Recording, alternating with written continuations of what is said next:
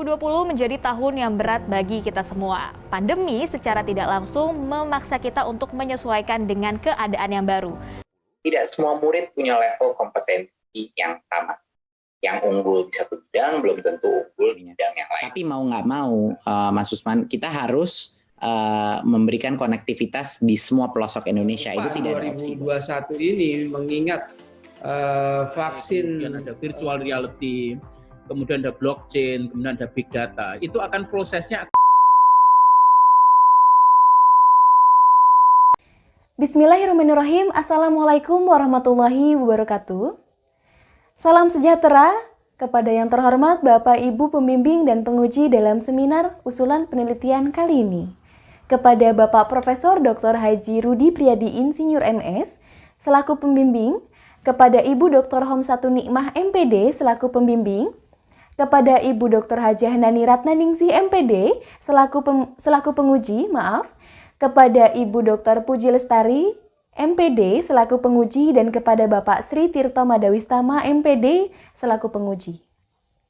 Alhamdulillahirrabbilalamin atas segala kesempatan dan kenikmatan yang telah kita dapatkan, salah satunya nikmat sehat dalam situasi pandemi saat ini. Dan sebelumnya perkenalkan, nama saya Indri Fitrianingsih dari mahasiswa Pasca Sarjana Pendidikan Matematika Angkatan 2019 yang pada kesempatan kali ini akan melaksanakan presentasi dalam seminar usulan penelitian saya dengan rancangan proposal berjudul Pengembangan e-learning berbasis flipped classroom berbantuan Telegram terhadap kemampuan literasi matematika pada materi trigonometri dengan studi pada siswa kelas 10 SMK Ma'arif NU Ciamis. Penelitian yang akan saya lakukan ini dilatar belakangi oleh beberapa hal. Di antaranya yang pertama dari segi teknologi.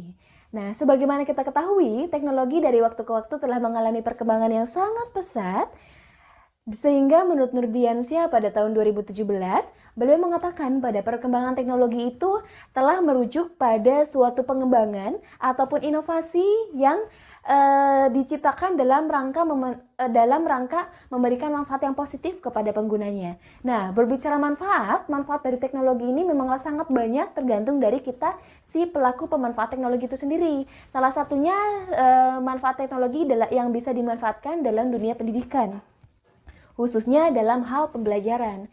Nah, pembelajaran di era sekarang sudah lebih mampu memanfaatkan teknologi, apalagi jika dikaitkan ataupun dihadapkan pada situasi pandemi saat ini, di mana pembelajaran yang awalnya bisa dilakukan secara tatap muka, tiba-tiba harus ada jaraknya itu tidak terbatas dalam jarak per ruang antar sekolah itu tidak, tetapi jaraknya bisa antar kota, antar wilayah ataupun sebagainya, sehingga harus bisa memanfaatkan teknologi yang bisa dikaitkan dengan pembelajaran tentu saja. Salah satunya dalam hal media pembelajaran. Media pembelajaran sangatlah memiliki peluang yang sangat besar untuk menggunakan perkembangan dari teknologi, yaitu media pembelajarannya berupa e-learning misalkan, ya, e-learning ataupun electronic learning.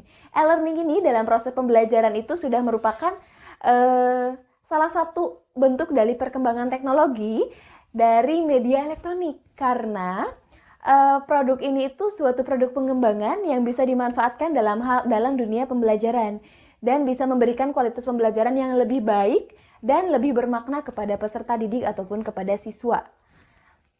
Nah, pemanfaatan teknologi dalam e-learning ini tidak hanya tinggal memanfaatkan saja, tetapi tetap harus bisa dikaitkan ataupun dikembangkan dengan basis berbagai hal. Salah satunya dikaitkan dengan ataupun berbasis pada metode pembelajaran.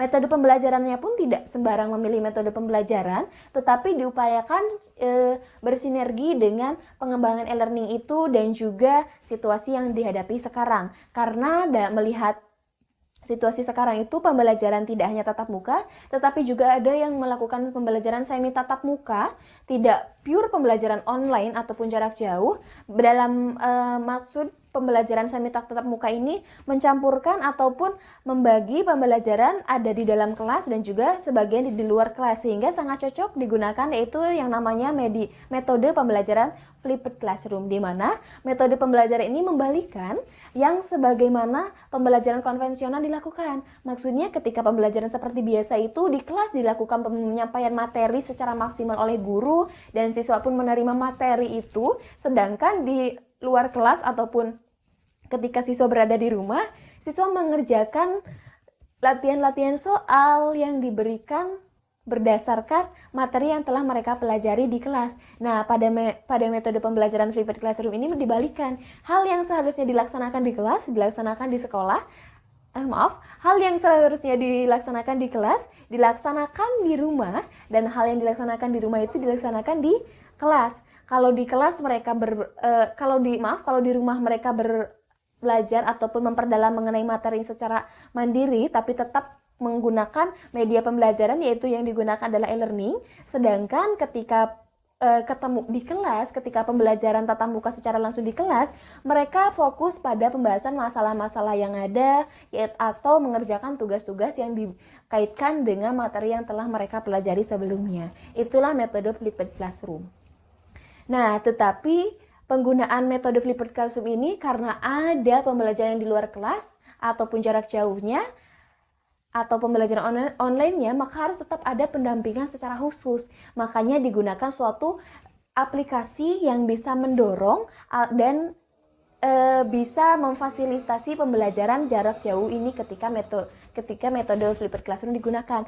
Salah satu aplikasi tersebut adalah Telegram. Dan kenapa Telegram yang bisa digunakan? Karena kelebihan dari aplikasi ini adalah yang pertama memiliki boot ataupun sistem boot yang bisa kita gunakan, seperti kita bisa menggunakan absensi, kita bisa menggunakan share location secara lebih efektif, dan juga kelebihan yang lain, Telegram memiliki kapasitas grup yang bisa diisi oleh sampai 5.000 orang. Selain itu, pengiriman file yang dilakukan Telegram itu tidak ada batasan jika dibandingkan salah satu aplikasi lain, maaf saya sebut merek, yaitu WhatsApp. WhatsApp itu hanya bisa sampai kurang lebih 3 menit saja dalam mengirim video, tetapi kalau Telegram ini bisa sampai 1 atau bahkan 2 jam durasi video itu.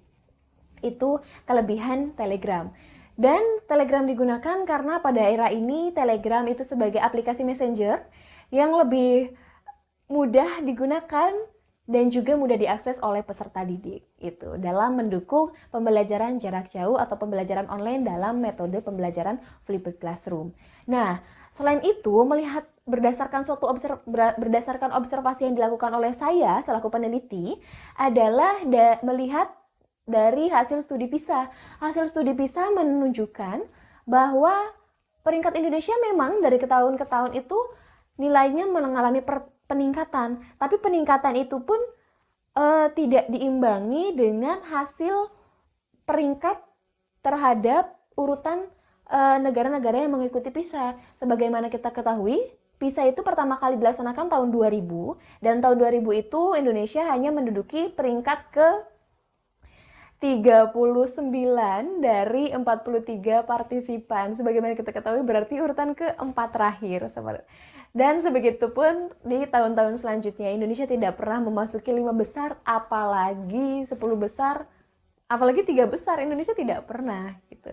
Hanya berada di urutan 5 ataupun 7 terakhir saja. Itu berdasarkan si PISA yang menunjukkan bahwa hasil PISA itu diintegrasikan terhadap literasi matematika, berarti literasi matematika Indonesia memang masih rendah, itu secara keseluruhan. Dan terbukti pada hasil observasi yang saya lakukan selaku peneliti itu di SMK Ma'arif NU Ciamis, setelah saya memberikan soal sebanyak 3 buah soal trigonometri kepada siswa yang berbasis pada kemampuan literasi matematika, ternyata setelah dilihat persentase ketuntasan dari literasi matematika siswa itu hanya berkisar antara 30, 40, atau 50% saja yang tuntas dari kemampuan literasi matematika itu. Itu menjadi suatu tanda tanya, ada apa dengan siswa dan ada apa dengan materi trigonometri? Iya, karena yang saya gunakan itu materi trigonometri. Dan kenapa materi trigonometri? Karena materi trigonometri itu materi yang banyak sekali diintegrasikan dalam dunia kehidupan, dunia nyata ataupun kehidupan sehari-hari, seperti pada masalah kehidupan sehari-hari pada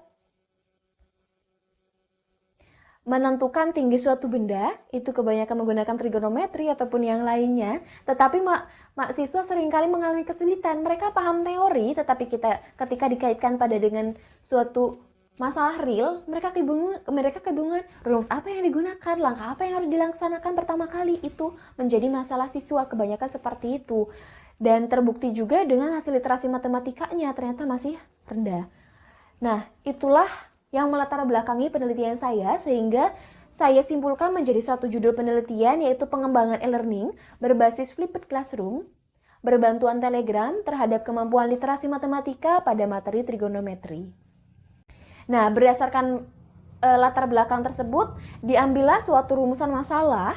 Ada 2 rumusan masalah diantaranya. Yang pertama adalah bagaimana pengembangan e-learning berbasis flipped classroom berbantuan Telegram terhadap kemampuan literasi matematika pada materi trigonometri menggunakan 4D models, karena yang akan dilakukan adalah pengembangan berdasarkan metode pengembangan dari modifikasi oleh Tiaga Rajan, yaitu yang disebut dengan 4D models.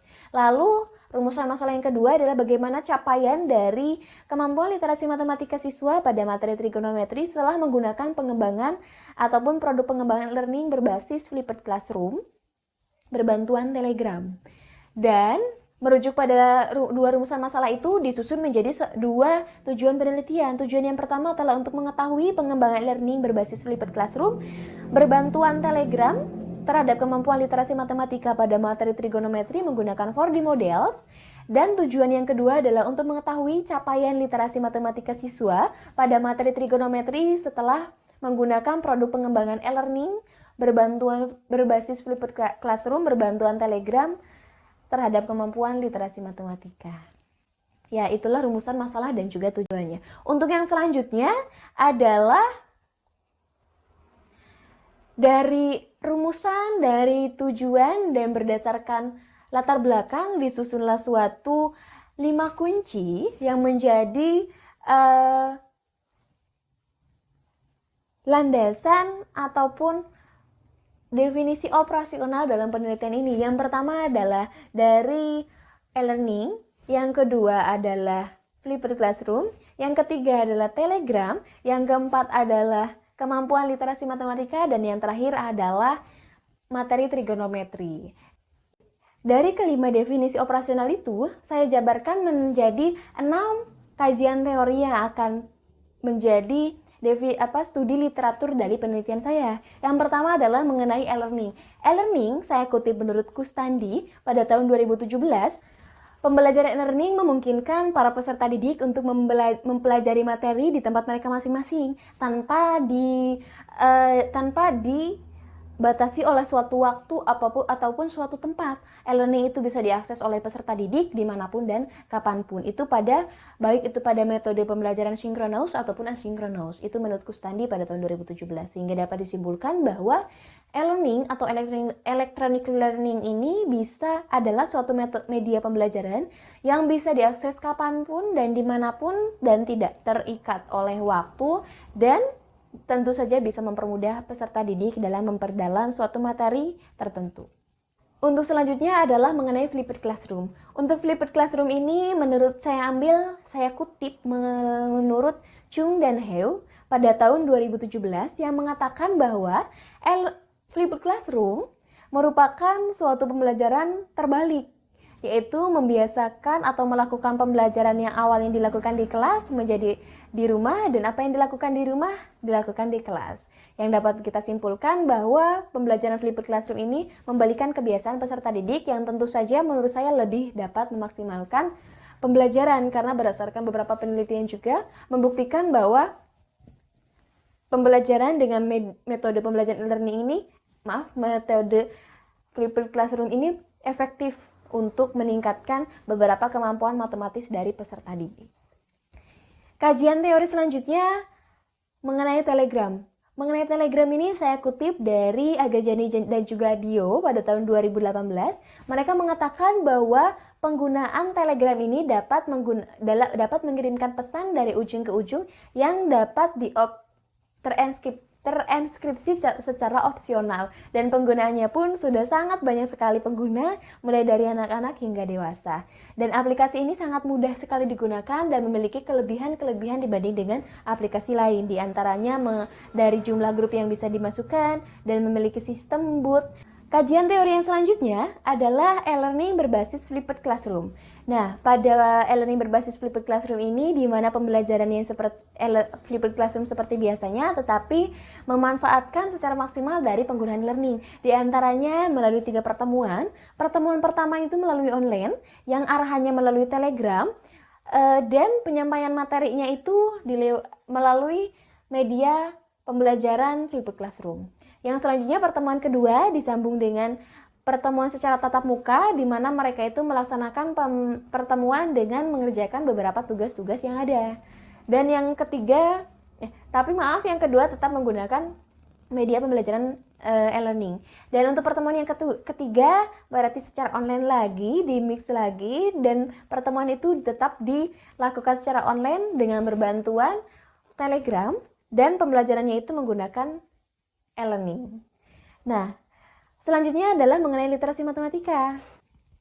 Mengenai literasi matematika, saya kutip dari Hara, Polstad, dan Jensen pada tahun 2017 yang mengatakan bahwa literasi matematika sebagai kapasitas yang dimiliki individu yang memanfaatkan, merumuskan, dan juga menafsirkan matematika. Kemampuan ini merupakan kemampuan yang kompleks yang bisa dimiliki oleh peserta didik. Dan kajian teori yang terakhir, yang keenam, adalah mengenai materi trigonometri. Sebagaimana kita ketahui, materi trigonometri ini materi yang berkaitan dengan suatu segitiga. Dan materi ini memang suatu segitiga ini dijadikan sebagai materi pengayaan dari materi trigonometri ini. Ya, selanjutnya adalah kerangka berpikir dari penelitian ini. Alur dari kerangka berpikir dalam penelitian ini yang saya gunakan, pertama kali dari hal e-learningnya. E-learning sebagai media pembelajaran yang interaktif dan juga mudah diakses dimanapun dan kapanpun. Dan tentu saja dapat menjadi suatu daya tarik bagi peserta didik. Selanjutnya setelah e-learning adalah dari hal flipped classroom. Flipped classroom ini merupakan metode pembelajaran yang dapat meningkatkan efektivitas pembelajaran peserta didik, dan pembelajaran ini itu berpusat kepada siswa dan bisa digunakan di situasi pandemi saat ini, bisa disesuaikan. Dan selanjutnya mengenai aplikasi Telegram sebagai aplikasi yang mudah diakses dan digunakan oleh peserta didik, dan tentu saja menjadi salah satu titik yang menarik bagi peserta didik. Sehingga dibuatlah suatu pengembangan, yaitu pengembangan e-learning berbasis flipped classroom berbantuan Telegram, yang dikhususkan ataupun dirujukan pada satu kemampuan, yaitu kemampuan literasi matematika, yang didasarkan pada kemampuan literasi matematika di Indonesia yang masih rendah, dan juga nilai peringkat PISA Indonesia dibandingkan negara-negara lain yang mengikuti PISA pun masih rendah. Itu alur kerangka berpikir yang saya gunakan. Dan selanjutnya adalah metode penelitian. Desain dari penelitian saya adalah R&D atau Research and Development, atau penelitian pengembangan yang didasarkan pada langkah-langkah pengembangan oleh modifikasi Tyagarajan atau yang dikenal dengan 4D models, yaitu Define, Design, Development, dan juga Dissemination. Yang pertama adalah tahap Define, yaitu tahap pendefinisian. Tahap ini diawali dengan analisis awal-akhir, lalu ada analisis peserta didik, analisis materi, dan juga ada analisis tugas, yang berujung pada spesifikasi dari tujuan pembelajaran. Itu adalah tahap define atau pendefinisian, lalu dilanjutkan pada tahap design.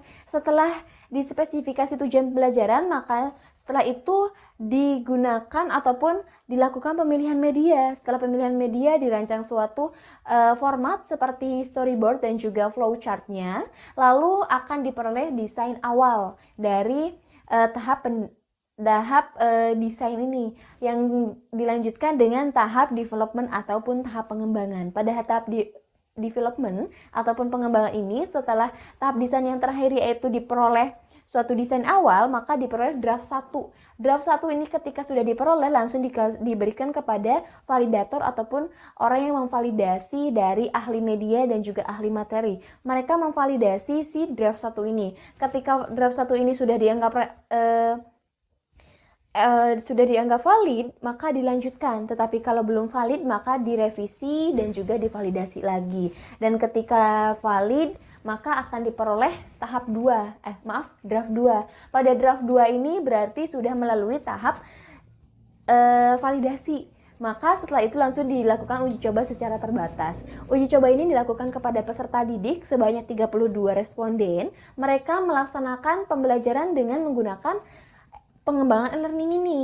Nah, dan mereka di akhir akan diberikan suatu angket respon yang akan menunjukkan bahwa jika angket respon ini efektif, tidak hanya angket respon, tetapi ada tes kemampuan literasi matematika.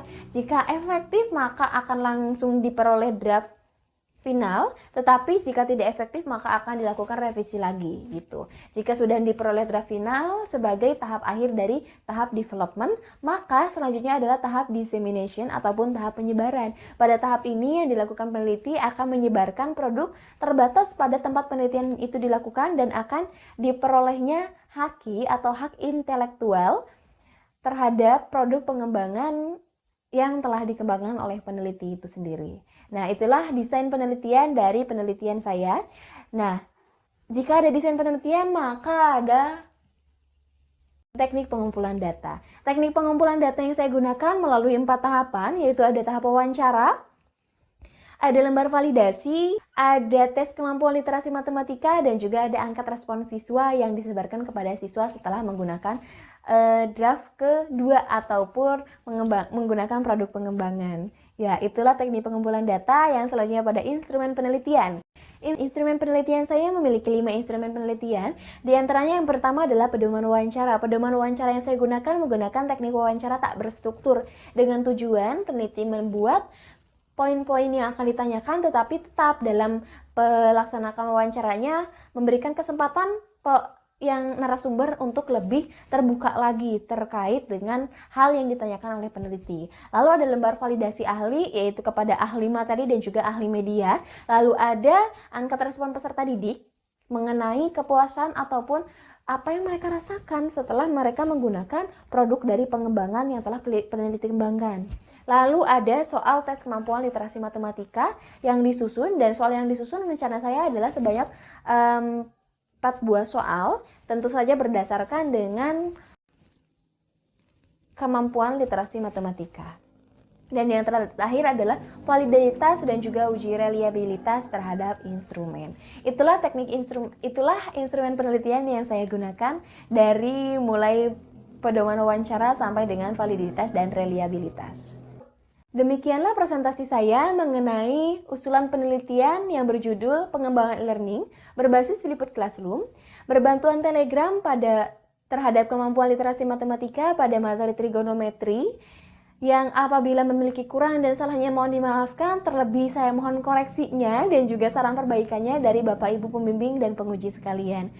Dan berikut saya juga haturkan terima kasih atas perhatiannya, dan wallahul muwaffiq ila aqwamit thoriq. Wassalamualaikum warahmatullahi wabarakatuh.